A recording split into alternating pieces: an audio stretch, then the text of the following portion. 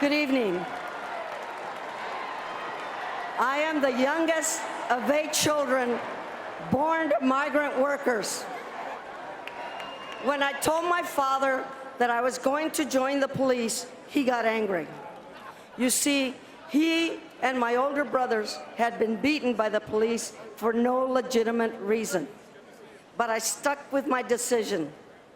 Years later, whenever I visited, he showed my badge off to all his friends. He saw the good I was doing, and he was proud of me. And I am proud of my fellow officers. When my officers report for duty, they have no idea what might come up that day. When they respond to a domestic violence call, they don't know whether a victim or an abuser with a gun will meet them at the door. When they stop a vehicle, they have no idea whether the driver is racing to the hospital to deliver a baby or fleeing the scene of crime. They don't know whether the next 911 call will be their last, but they keep answering the call.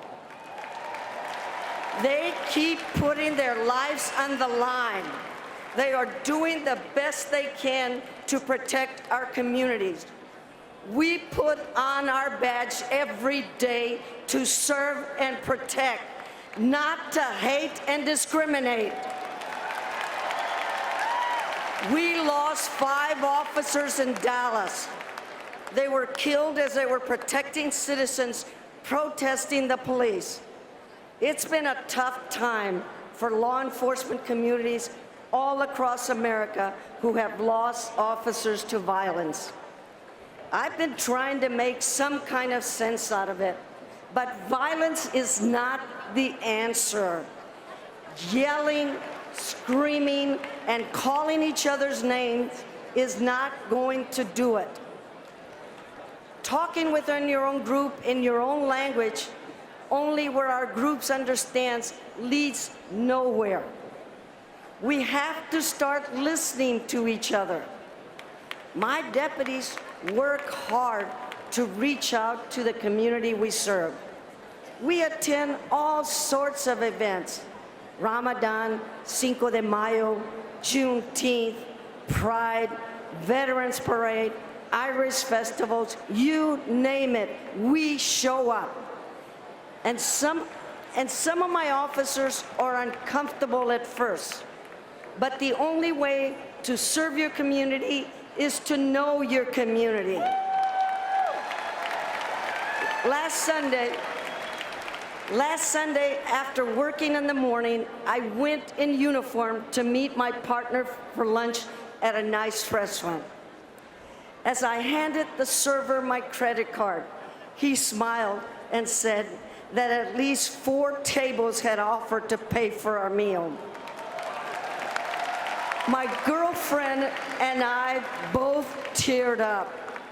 There wasn't a single person in that restaurant that I personally knew. The people of Dallas that even know that even though our men and women in uniform are hurting, we never stop doing the job.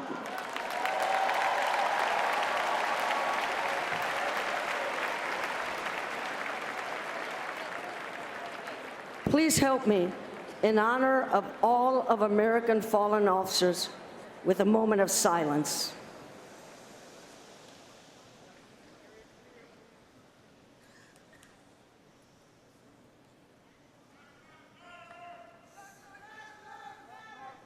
I am privileged to introduce to you some of the family members of our fallen officers: Wayne Walker, Wayne and Barbara Owens, and Jennifer Loudon.